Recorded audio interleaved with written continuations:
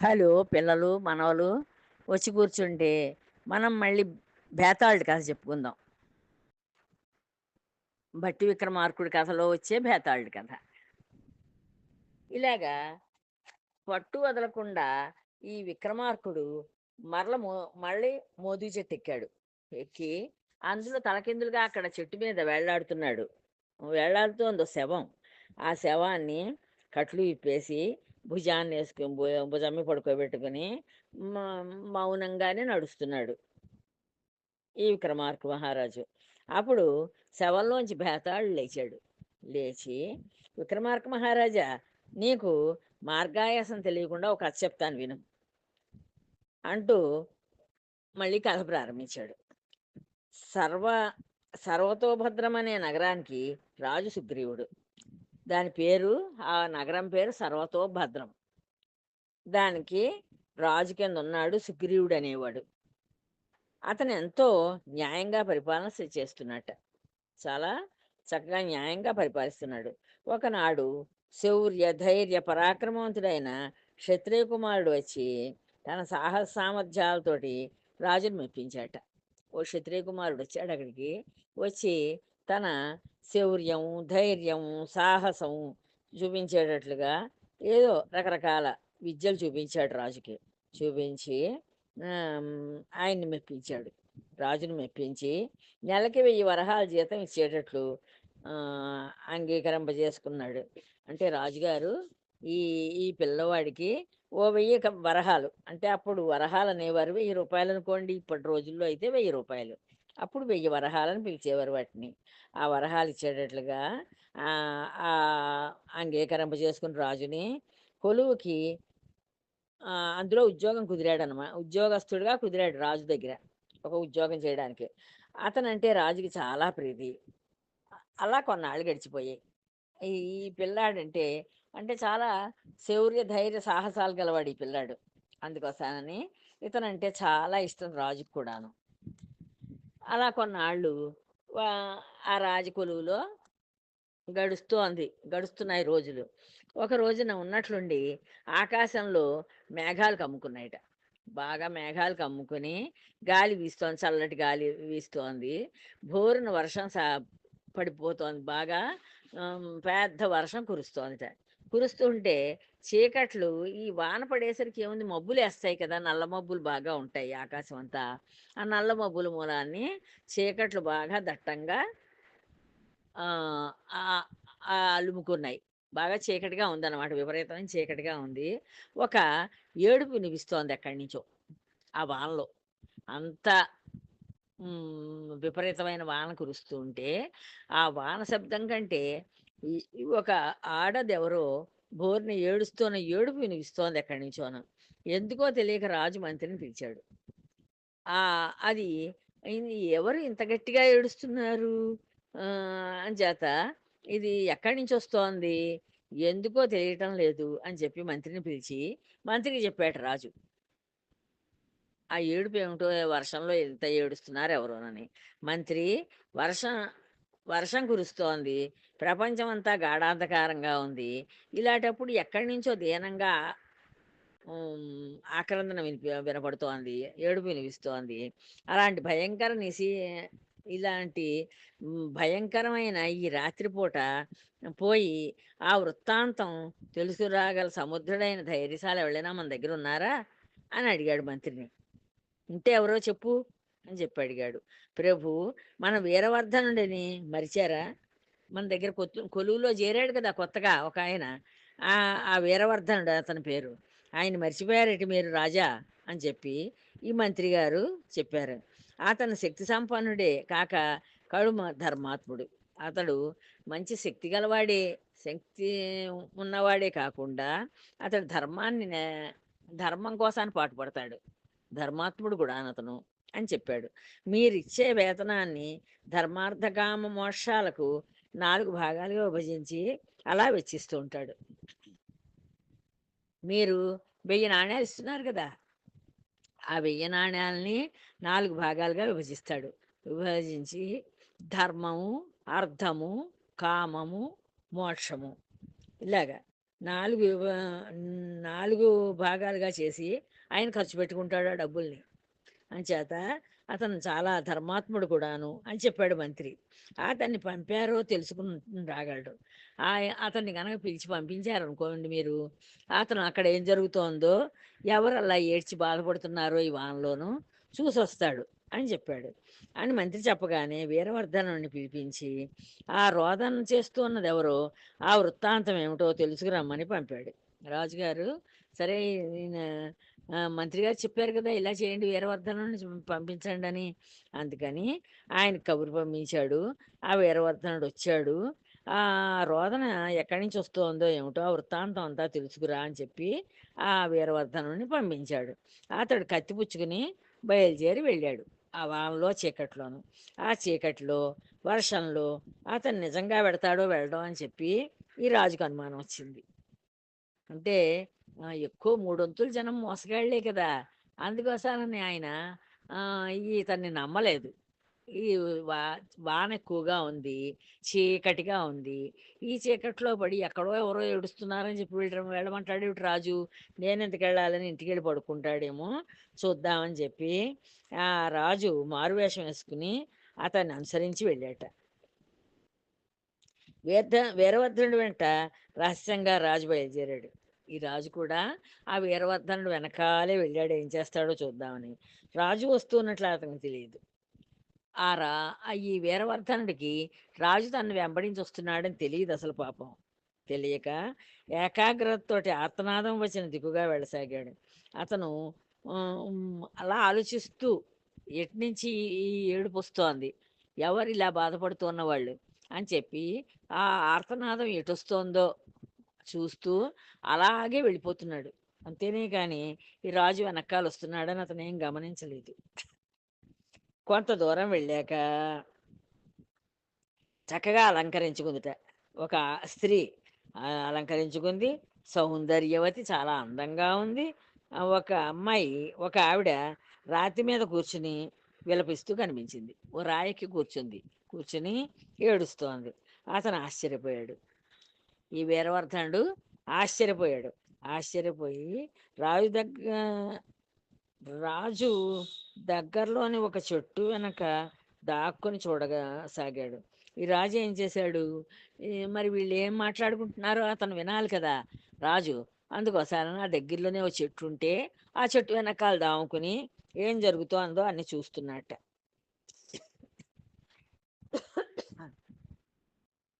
వీరవర్ధనుడు జంకు లేకుండా ఆమెను సమీపించాడు. ఈ వీరవర్ధనుడు ఈవిడెవరు, దెయ్యం అనుకోలేదు. చీకట్లో ఉంది, చీకట్లో ఏడుస్తూ కూర్చుంది రాయికి అని చెప్పి ఆలోచించకుండా ఆవిడ దగ్గరికి వెళ్ళాడు. అమ్మా, నువ్వెవరివి? కామినివా, మోహినివా, గ్రహాల్లో దానివా అని అడిగాడు. దేవతవా, లేదు మనిషివేనా అని అడిగాడు. అసలు నువ్వెవరు అని అడిగాడు. నీ తేజస్సు చూస్తుంటే సామాన్య స్త్రీలా తోచడం లేదు. నువ్వు చాలా తేజస్సుగా ఉన్నావు తల్లి, ఎంతో కాంతివంతంగా కనిపిస్తున్నావు. అంచేత నువ్వు సామాన్య మనిషిలా కనిపించటం లేదు. నాకు అలా అనిపించడం లేదు, సామాన్య స్త్రీలా తోచడం లేదు. ఇలా చీకట్లో ఒంటరిగా ఉండడానికి ఆశ్చర్యంగా ఉంది నాకు. నగరంలోని వారికి అందరికీ వినిపించేంత బిగ్గరగా ఏడవడానికి కారణం ఏమిటి? నువ్వు చక్కగా అందంగా ఉన్నావు, చాలా తేజస్సుగా ఉన్నావు. నువ్వేమో అందరికి, ఊరందరికీ వినిపించేటట్లుగా గట్టిగా ఏడుస్తున్నావు. ఏమిటి కారణం ఏమిటి? ఏమైంది నీకు? ఎందుకు ఇలా ఏడుస్తున్నావు అని అడిగాడు రాజు. రా రాజు కాదు, ఈ వెళ్ళిన అబ్బాయి, రాజు దగ్గర పనిచేసి అతను. అడిగితేను, నీకింత దుఃఖం కలిగించిన వారెవరు అని అడిగాడు. నీకు ఇంత బాధ ఎవరు కలిగించారు అసలు? ఎందుకు నీకంత బాధ కలిగింది? అంత గట్టిగా ఏడుస్తున్నావు అని అడిగాడు. అందుకామె దుఃఖం దిగమింగుకుని గద్గద స్వరంతో, నాయనా, నువ్వు చాలా యోగ్యుడివి, అడిగావు కనుక చెబుతాను అని చెప్తోంది ఆవిడ. ఆవిడేం చెప్పింది, నువ్వు ఆ దుఃఖాన్ని ఆఫ్ చేసింది, ఏడవడం మానేసింది. కానీ గొంతు మాత్రం స్వరం మామూలుగా పడుతుంటే ఎలా వస్తుందో అలాగే స్వరం గొంతు వస్తోంది. నాయనా, నువ్వు చాలా యోగ్యుడివి అని చెప్పింది. నువ్వు చాలా మంచివాడవయ్యా అని చెప్పింది. అడిగావు కనుక చెప్తాను. నువ్వు అడిగావు కదా నన్ను, అంచేత నీకు చెప్తాను విను. నేనిలా దుఃఖించడానికి కారణం ఈ పురాన్ని పరిపాలించే రాజుకి సంబంధించినదే. నేను ఎందుకు బాధపడుతున్నానంటే, ఈ ఇప్పు ఈ ఊరిని పరిపాలిస్తున్నాడే, ఈ ప్రదేశాన్నంతటిని పరిపాలిస్తున్నాడే రాజు, ఆ రాజుకు సంబంధించిన విషయాన్ని గురించే నేను బాధపడుతున్నాను అని చెప్పింది. రాజుకి సంబంధించినదే. నా విచారం నా విచారం ఈ రాజుకి సంబంధించిందే విచారం నాది. బాధపడుతున్నాను. నేను భూదేవిని.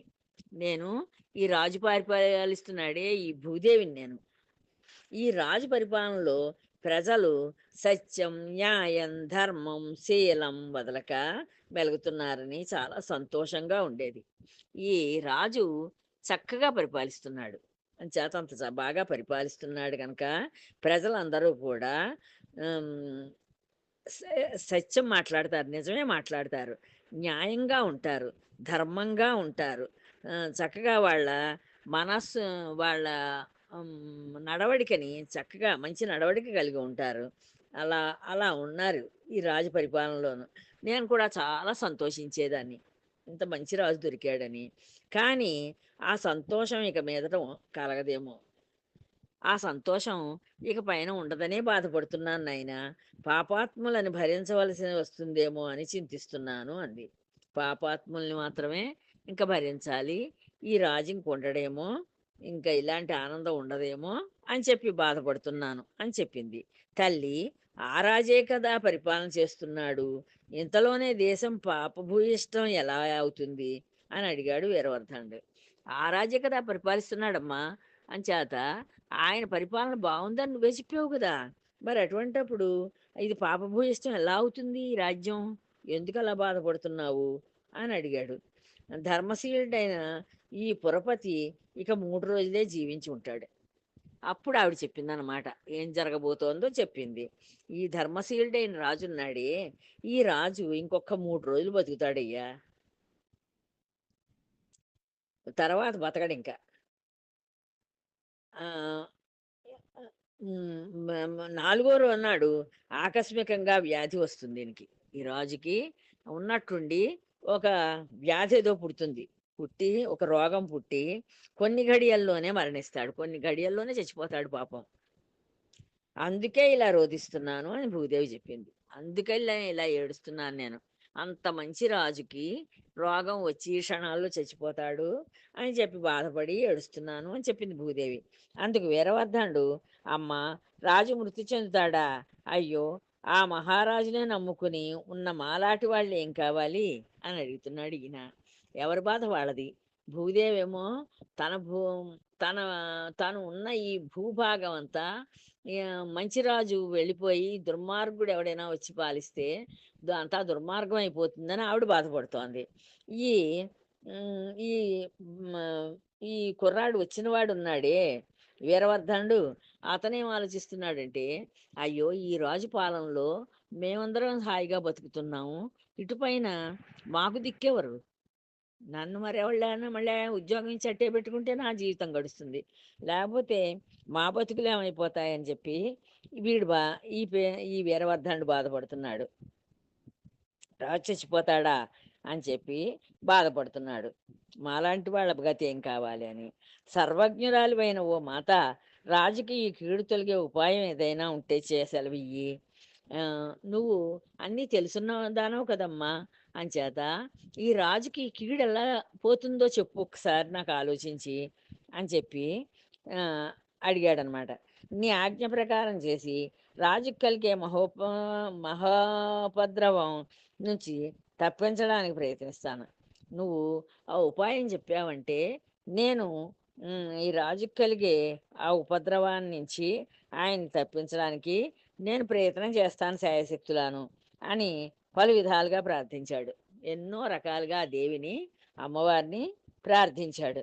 ప్రార్థించేసరికి ప్రణామాలు చేశాడు. చక్కగా ఆవిడకి సాష్టాంగ నమస్కారాలు అవి చేసి ఆవిడని ఈ రాజుకి ఈ ఈ బాధ తొలగే ఈ మరణ బాధ తగ్గే పోయే ఉపాయం చెప్పమని బతిమాలుకున్నాడు.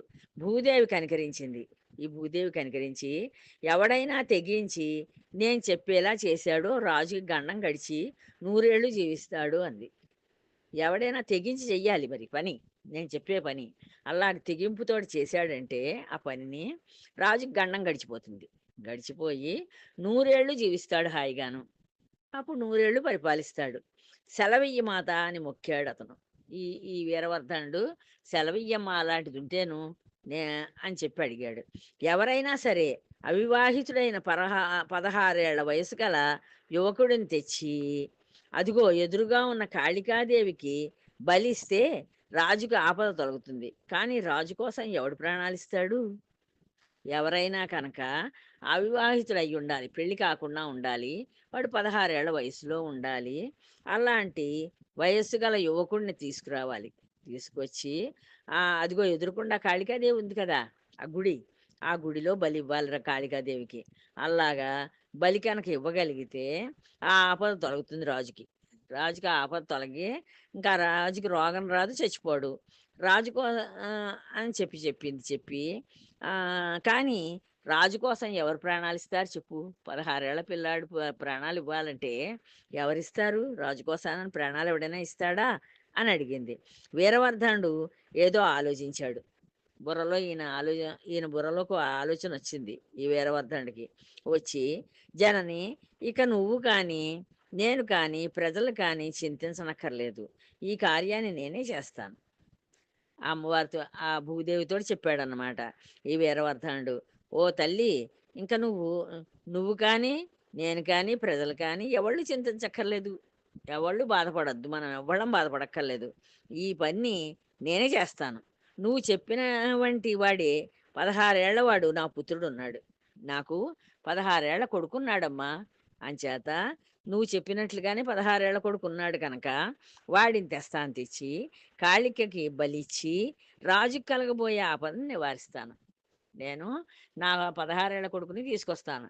తీసుకొచ్చి కాళికాదేవి గుళ్ళో అమ్మవారికి బలిస్తాను. బలిచ్చి ఈ ఆపద రాకుండా రాజుకి నేను నివారిస్తాను అని చెప్పాడు. వీరవర్ధన ఆశ్చర్యంగా చూసింది భూమాత. వీరవర్ధన అని పిలిచింది అప్పుడు. పిలిచి ఆశ్చర్యంగా చూసింది ఆయన కేసి. ఏమిటి నువ్వు 16 ఏళ్ల కొడుకుని తీసుకొచ్చి బలిస్తావా రాజు కోసానని అని ఆశ్చర్యపోతూ చూసిందిట. నేను చెప్పేది నిజమే. అందరినీ రక్షించే ప్రభువు సుఖం చూడాలి కానీ అశాశ్వతమైన శరీరాన్ని నమ్ముకుంటే ఫలమే ఉంటుంది. అప్పుడు వీడి ఆలోచనలు మంచివి కనుక మంచిగా ఆలోచించాడు ఈ వీరవర్ధనుడు. మన అందరినీ కన్నతండ్రిలా పరిపాలిస్తున్నాడు చక్కగా రాజు. అలాంటి ప్రభువు చచ్చిపోకుండా ఉంటాడంటే ఆయన బతికుండే విధానం మనం ఆలోచించుకోవాలి కానీ అప్పుడు మనకు మంచి ఫలితం దక్కుతుంది కానీ అశాశ్వతం ఈ శరీరం ఉంటుందా? ఏదో కొన్నేళ్ల పాటు ఉంటుంది, తర్వాత నశించిపోతుంది. ఈ నశించిపోయే శరీరం కోసానని మనం దాన్ని ఎందుకు దాచెట్టే పెట్టాలి? అంచేత నేను నా కొడుకుని బలిస్తాను అని చెప్పి అన్నాడు.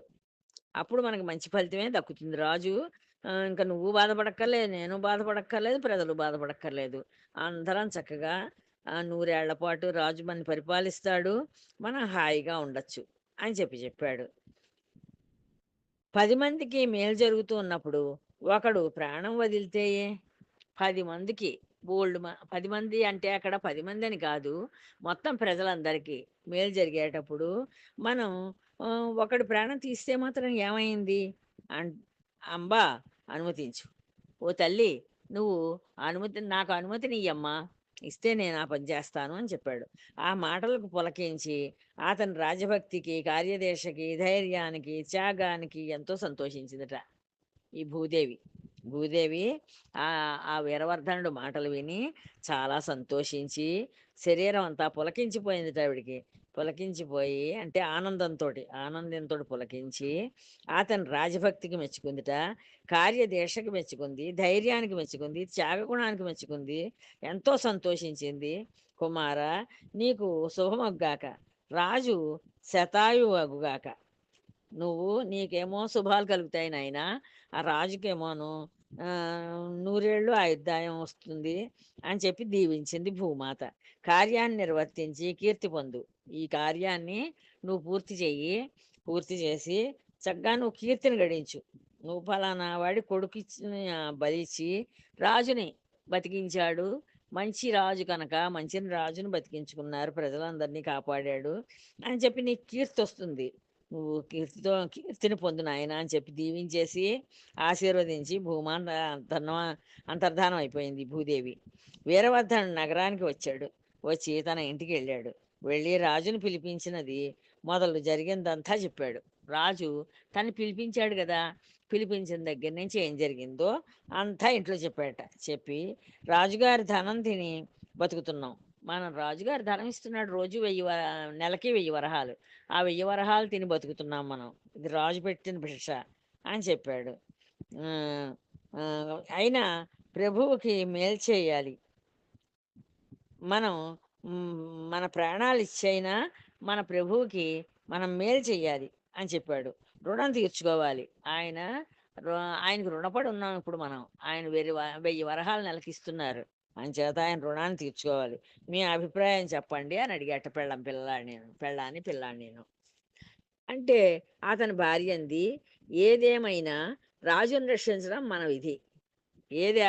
ఎలా జరగనివ్వనండి, మనం రాజుని రక్షించడం మన కర్తవ్యం అని చెప్పింది భార్య. భార్య కూడా మంచిదే. మీరెలా చేసినా నాకు సమ్మతమే అంది. మీకెలా తోస్తే అలా చెయ్యండి, నాకు ఇష్టమే అని చెప్పింది పెళ్ళం. కుమారుడు, తండ్రి నేను భయపడతాననుకుంటున్నారేమో, నా మరణం గొప్పది కాదు, రాజుగారు జీవించి ఉంటే చాలు అని చెప్పి కుమారుడు చెప్పాడు. కొడుకు కూడా చాలా మంచివాడు. అంటే కుటుంబం మంచిది. తండ్రి మంచివాడు కనుక ఆ తండ్రి అడుగుజాడల్లో ఈ కొడుకు నడుస్తున్నాడు. భార్య కూడా ఈయన ఎలా చెప్తే అలా వినే మంచి ఇల్లాలు కనుక ఆవిడ కూడా మంచి దారిలోనే ఉంది. అప్పుడు ఈ కొడుకు నా మరణం కూడా అదేం గొప్పది కాదు, రాజుగారిని బతికించుకుంటే అంతే చాలని చెప్పాడు. పదండి, నన్ను తీసుకెళ్ళి మీ ఉద్దేశం ప్రకారం చెయ్యండి అన్నాడు ఈ కొడుకు. తర్వాత చెప్తానమ్మా. తర్వాత చెప్పుకుందాం. ఉంటాను. జై శ్రీరామ్.